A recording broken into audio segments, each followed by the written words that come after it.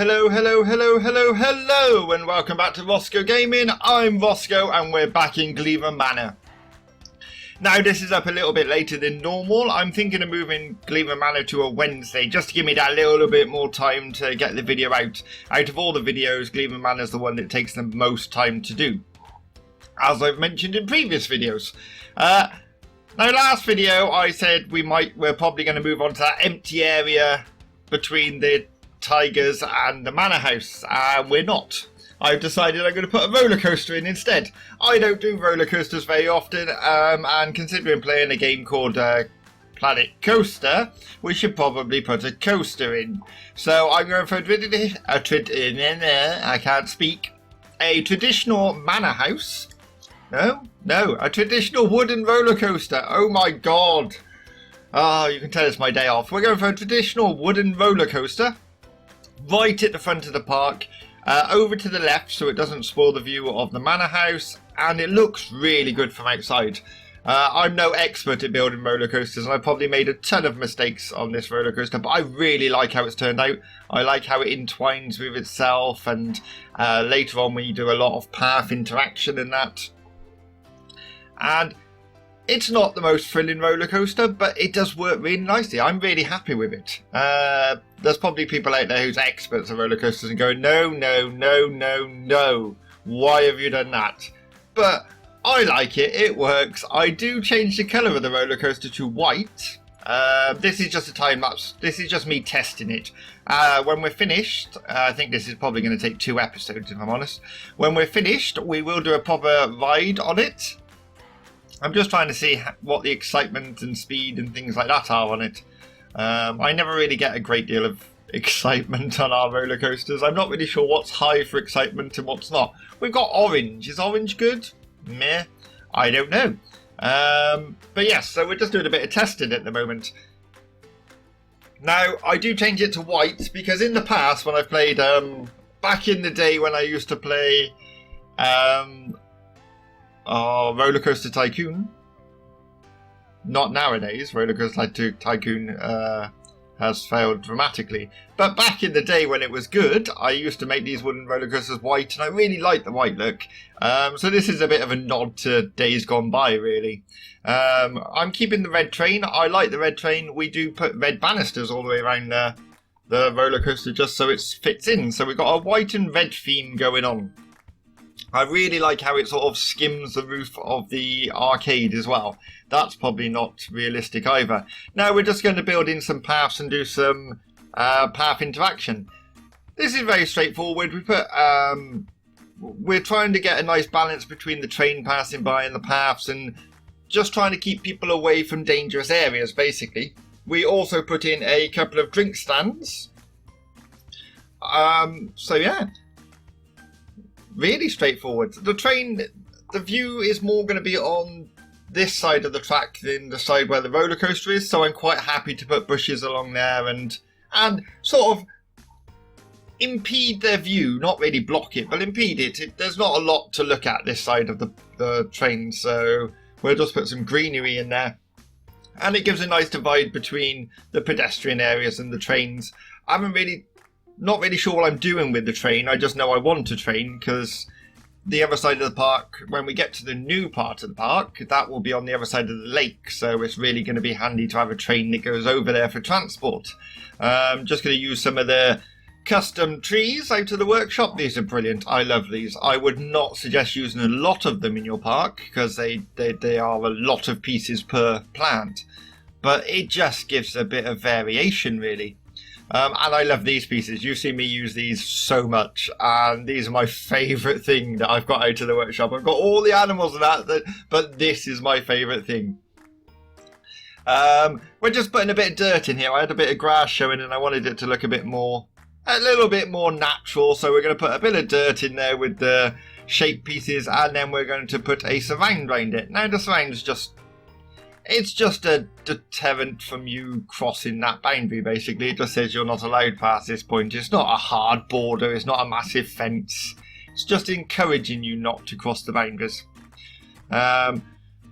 Which I use that little white piece quite a lot. I think it's quite a nice little surround, really. when you don't want to make too much of a statement. You just want a little plain wooden surround, and that's what I've gone for. Just sunk it in so it's half the height, because it is a bit big if you use it full height for surrounds anyway. For edging, should I say edging. I get a bit distracted here and start putting some seats and benches in. I do that a lot. I get distracted. A lot of it I cut out. It's like I've gone along and in the flamingo enclosure where I put the water in, I've used the terrain tools to paint underneath all the water so it actually looks different. Like, why would it be grass under the water? It wouldn't be. So I've gone along and changed that. And I've also had to play around with trying to take some screenshots and maybe put some mirrors on the wall, because I know some zoos put mirrors in their flamingo enclosures to encourage breeding, because flamingos will feel more comfortable breeding in large flocks. So they put mirrors into it. It tricks them into thinking they're in a bigger flock than they are. And I'm looking into that, but I've took the screenshots and flipped them. I'm not quite happy with it. Once I get to the point where I'm happy with it, I'll show you how it turns out. I don't think I've got distracted with anything else. I may have done. Oh, I did. At the front of the park, where the entrance is, where you come in onto the main plaza with the Mental Gents figurines there. I did plant into the one side of the gate, but I didn't do planting to the other side of the gate, and it was really the only thing that was missing and that needed finishing off in the main entrance. So I do get distracted, not in the video but off screen, and go and do that, so that the main entrance is now finished. We don't have to worry about that. Here I'm just putting a little seating area in, messing around with the path, trying to get it to do what I want it to do. This is the ideal place where I could have done with like a fill tool, so I draw the outside and then just click on that centerpiece and it will fill it with that path. That would be really nice. Little note for Frontier for Planet Coaster 2. That would be really handy. You could just draw the shape you want, hit the fill button, and it would fill in the space in the middle. Really good. I don't think that's what we're going to get, but we work around it, especially with these new workshop pieces that fill in the gaps. That's really nice. I do put a tree in there. I like my trees. Let's be fair, any part you go to in Britain is full of trees and greenery, and I keep pushing myself to add more and more greenery just so it feels natural. A lot of our parks have a lot of grassland and foresty areas, and I haven't really done that in this park, so I do need to add a few foresty areas. It's not really used, just sort of dividing up the areas. Here I've decided to put a little drink stand in. I'm trying to build it underneath the coaster supports. Again, it may not be realistic, but it works really nicely. I'm really happy with how it turns out. We end up with that nice little plaza area? Plaza. We're going to go with plaza. Not sure what I was going to do with the roof, really. I was thinking of putting a flat roof on it, but it looked a bit wrong, so we've gone for quite a low sloped roof, because obviously flat roofs are a pain. They just water pools up on top of them and just difficult. At least the slope roof, it'll just run straight off, and that'll be one thing our maintenance men won't have to look after. Now I square off the back, but on the front you do end up with a little bit of a step, which works out really nicely. I think this is a gulpy soda bar, gulpy pop bar, wallet. I don't know what you call it, but it's a gulpy shop. Soda. I want to say soda. Anyway, it's all quite straightforward at this point. It's very repetitive. In a minute I'm going to start on doing the path edging, I'm afraid. It's not the most exciting, but it is a thing that needs doing. Paths normally have edging around them. So it's a very repetitive thing, but I do try and keep it to the minimum. I don't know if I cut out much in this. I do try to cut it out where I can. We also, in this episode, we also get the coaster station built. I'm really happy with how the coaster station turned out. It's not a massive building for several reasons. The track runs over the top of the station, so that sort of limits us. And I wanted it to sort of fit in with the drinks building, so we sort of work on the same basis with the painted wooden walls and things like that. There's me putting a Chief Beef sign up, forgetting that I've put a gulpy stand in there. That would have been quite embarrassing if I'd have done it all to Chief Beef and then opened and went, wait a minute. So yes, I'm just using these signs here. Some of the signs are huge. I'm deciding whether I want to sign somewhere else. I don't want to clutter up with signs. We've got that massive one on the front and then that one on the side. That's plenty, I feel. I do like the little stands, these. I think these are brilliant. Love them. And it just adds a bit of realism. I'm guessing guests are going to walk through them, maybe? That is going to be one of the episodes in the future. We need to open the park, because I do want to open this park. I want to see guests walking around the park. I know some YouTubers just build and don't open the park so it doesn't affect their performance. But even if we open it and see how it goes, and if it doesn't work, we can always close the park. But I just want to do an episode where we watch the guests and see what they're clipping through and how we can fix that. Because I'd imagine there's quite a bit that I've built they're clipping through. I've tried to keep in mind about the guests, but it's just going to be one of those things we have to check over. Again, one of those things about running a theme park, I suppose. Watching how your guests react to everything. I do have to put some more Vista points in. I did do the Vista points as... someone commented in the comments on one of my videos that I should put the Vista points in so they could read it, so it would look like they're taking notice of the information boards. So I've done that on the flamingo enclosure, which you've seen. I will do it on other enclosures. I've never used the Vista points, so I'm quite intrigued to see how the guests react to those.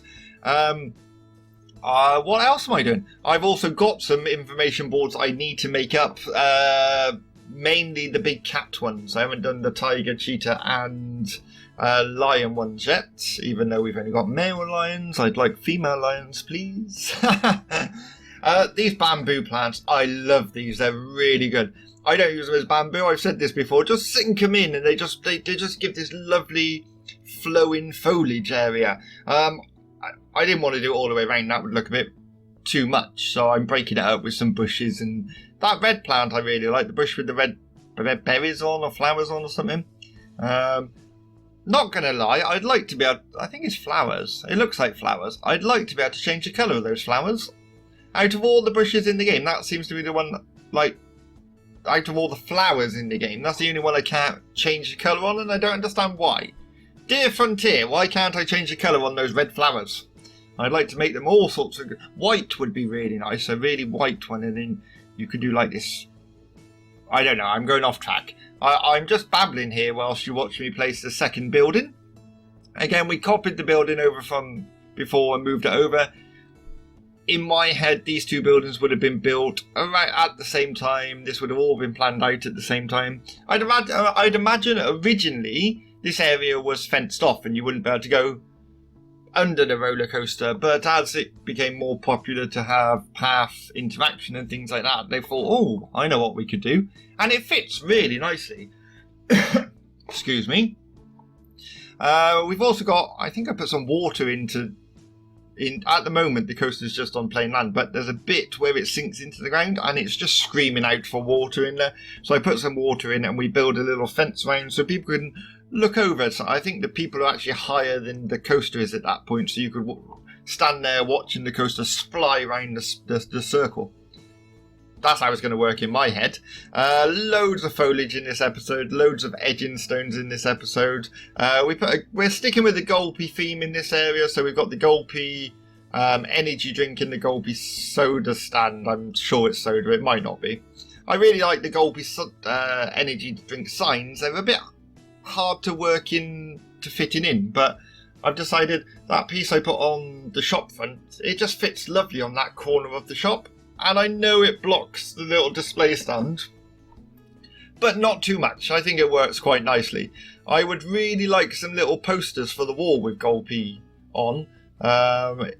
Ultimately, we've ended up using these, and I've sunk them into the wall so they look a bit like posters. And then I'm going to do a bit of concrete work just to hide the bottom and make it look like the base of that part of the building. And it doesn't really look like posters. We're going to have to use our imagination for this.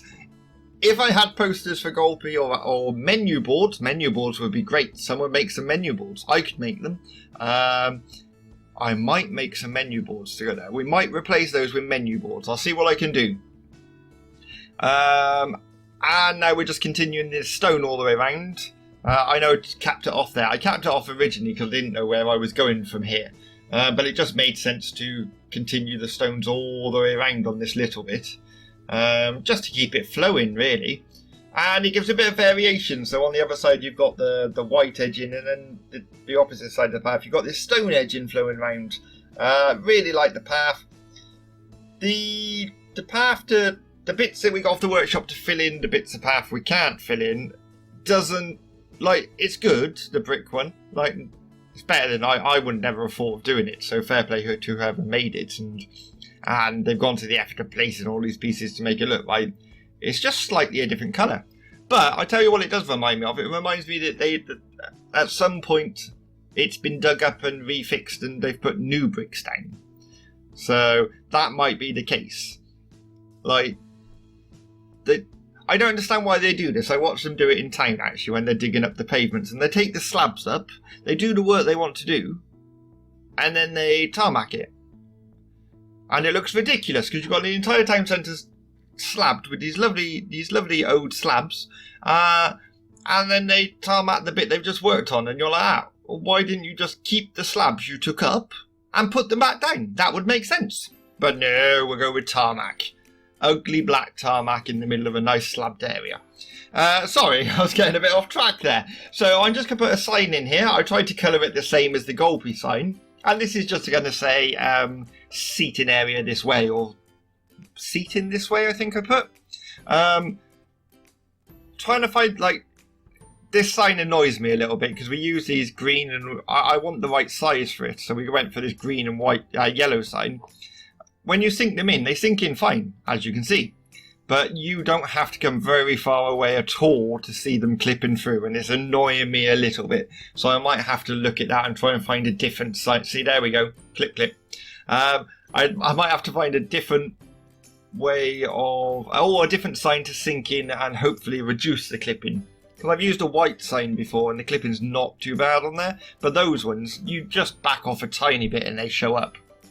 And I don't understand that arrow sign anyway. If it's a sign, why can I not write on it? I wish to write on the arrow. Although I did notice something, you can use it to advertise something in your park, which is quite interesting. So I could advertise the Golpy shop by the seating area. It doesn't say anything on it. I just presume it automatically happens and sends people towards that. What's the word I'm looking for? That thing. You know what I mean. So yeah, I might have to look into that. So the signs actually work now? They actually send people to different places? Because that would be really good for this sort of park, with a lot of the space in between is taken up by animal enclosures and things like that. So if we can find a way of sending people to those in that area where the enclosures are, that would be really good. We could spread the people out throughout the park. Because I'd imagine when we open, which we will do in a couple of episodes, I want to see, we'll do that, not time-lapse obviously. If we're finding that people aren't going around all parts of the park, which might be the case, I've tried to spread it out so we've got an even amount of rides,